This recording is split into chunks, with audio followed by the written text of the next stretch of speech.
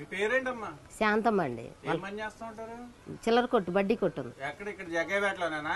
జగ్గయ్యపేటలోనే. ఇప్పుడు ఎన్నికలు వస్తున్నాయి కదా, ఓట్లు ఎవరికి వేద్దాం అనుకుంటున్నారు? మేము తాతయ్య గారికి ముఖ్యమంత్రి గారు చంద్రబాబు గారికి వేసేది సైకిల్కి. అంటే మీకు తాతయ్య గారు ఆల్రెడీ 2 సార్లు గెలిచినట్టున్నారు. ఇక్కడ గెలిచినా మళ్ళీ వేస్తాం. మళ్ళీ ఆయనకే వేస్తాం. ఎందుకని?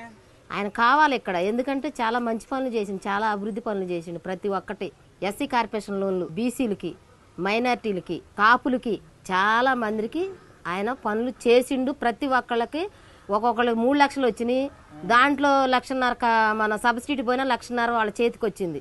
కొంతమందికి 1,00,000 వచ్చినాయి. 1,00,000లో 40,000 బ్యాంకు వాళ్ళు ఇచ్చిన, 60,000 సబ్సిడీ వాళ్ళు ఇచ్చారు.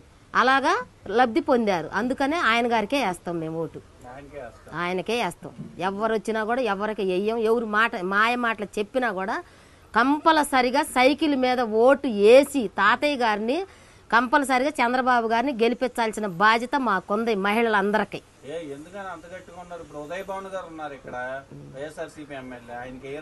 వేయమండి. ఎందుకంటే ఆయన గారికి ఎక్కువ రౌడీజం ఉంది, చాలా రౌడీజం ఉంది. ఆయన పక్కన చాలా మంది ఏదన్నా అడిగినా చెయ్యరు. ఎవరేస్తారు ఓటు? ఎవరు వెయ్యరు. తాతయ్య గారు పథకాలన్నీ బాగా చేస్తున్నారా? బంగారంలా చేస్తున్నారండి. కిష్ట నీళ్లు, మంచినీళ్లు, ఎత్తిపోతల పథకం, అపార్ట్మెంట్లు, కాలనీలు, చాలా మన సీఎం రిలీఫ్ ఫండ్, ఆడవాళ్ళకి పింఛన్లు, ఏది భర్తలు వదిలేసిన వాళ్ళకి కూడా పింఛన్లు ఇచ్చిండు.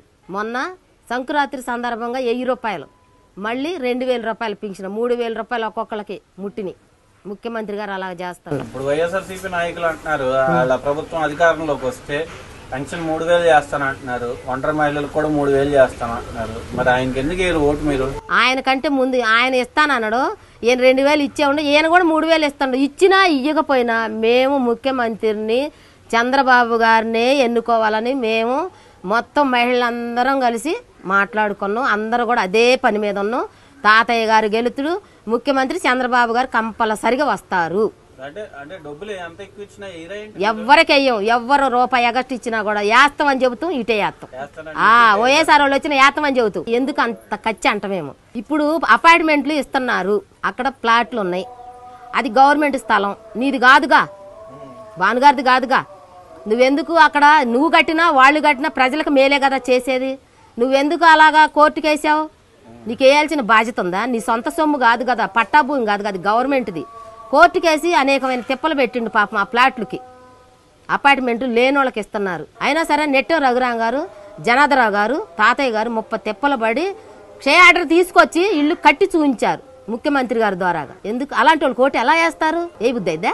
ఎందుకు వేస్తారు? జగన్ ఒక రౌడీ, ఈయన ఒక రౌడీ. జగన్ అసలు జగన్కి రాజకీయం ఏం తెలుసు? ముఖ్యమంత్రి గారు అంటే తల పండింది. ఆయన 40 సంవత్సరాలు ఎన్టీ రామారావు గారి దగ్గర నుంచి ఉన్నాడు. ఆయనకి వేయాల్సిన బాధ్యత ఆయనకు తెలుసు. తెలంగాణ వాళ్ళు మనల్ని ఎల్లగొట్టారు. సోనియా గాంధీ గారు ఏం చేసింది? ఆమె ఏదో గిఫ్ట్గా ఇచ్చింది. ఇచ్చినందుకు వాళ్ళు ఏం చేశారు? తెలంగాణ వాళ్ళు, కేసీఆర్ గారు, నువ్వు నేను ఒకటేనమ్మా, నేను గెలిస్తే నువ్వే అన్నాడు. అన్న తర్వాత ఏం చేసిండు? ఆంధ్రాని ఏరు చేసిండా? ఆడు ఏరు చేసిన తర్వాత ఏం జరిగింది?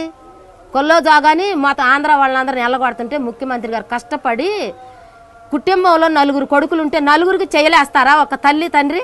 అయినా సరే కోట్ల మందికి సహాయం చేస్తాడు ముఖ్యమంత్రి గారు. ఇతర రాష్ట్రాలు పోయి అడుక్కుంటుండో, చెంగుబట్టి ఏం చేస్తుండో, అసలు ఎక్కడి నుంచి వస్తున్నాయో కూడా ఆ కేసీఆర్కే భయం పడుతుంది. డబ్బులు ఎక్కడి నుంచి తెస్తాడు ఈడని. మహిళలకి పసుగుంకాల కింద డబ్బులు ఇచ్చిండు, ఈడు ఎక్కడి నుంచి తెచ్చిండు అనేది డౌట్ వచ్చేసింది అవతల వాడికి. జగన్కు కూడా వచ్చింది. నువ్వు చేస్తేనే మంచి, చంద్రబాబు నాయుడు చేస్తే చెడ్డా. నువ్వు 3,000 ఇస్తున్నాను, నీకంటే ముందే 2,000. ఓయ్ ఎందుకు ఇచ్చిండు? 2,000 ఏడు తెచ్చి ఇచ్చిండు? నువ్వు చేస్తే మంచా, చంద్రబాబు చేస్తే చెడ్డా. చంద్రబాబుని అంత ఉత్కృష్టం పెడతా. నువ్వు గెలుతువా? గెలవు, ఎప్పటికీ గెలవు. ప్రజల్లో మీ నాన్న ఎలాగ ప్రజలను మోసం చేసి ఉసురు కొట్టుకున్నాడు, నువ్వు కూడా అంతే కొట్టుకుంటావు తెలుసా? అదొకటి గుర్తుంచుకో. తప్పది. లేదు, అస్సలు లేదు. అసలు వైఎస్ఆర్ వాళ్ళు ఇటు వేసేటట్టున్నారు. వాళ్ళని ఒకటి గుర్తు తెచ్చుకోమని. అట్లాంటి పనులు చేశారు వాళ్ళు. ఎందుకో తెలుసా? వైఎస్ఆర్ అన్నోళ్ళకి కూడా లోన్లు ఇప్పించారు, వాళ్ళకి కూడా ఇళ్ళు వచ్చినాయి, వాళ్ళకి కార్డులు ఇచ్చారు, పింఛన్లు ఇస్తున్నారు. వాళ్ళు ఎవరికి ఇవ్వలే.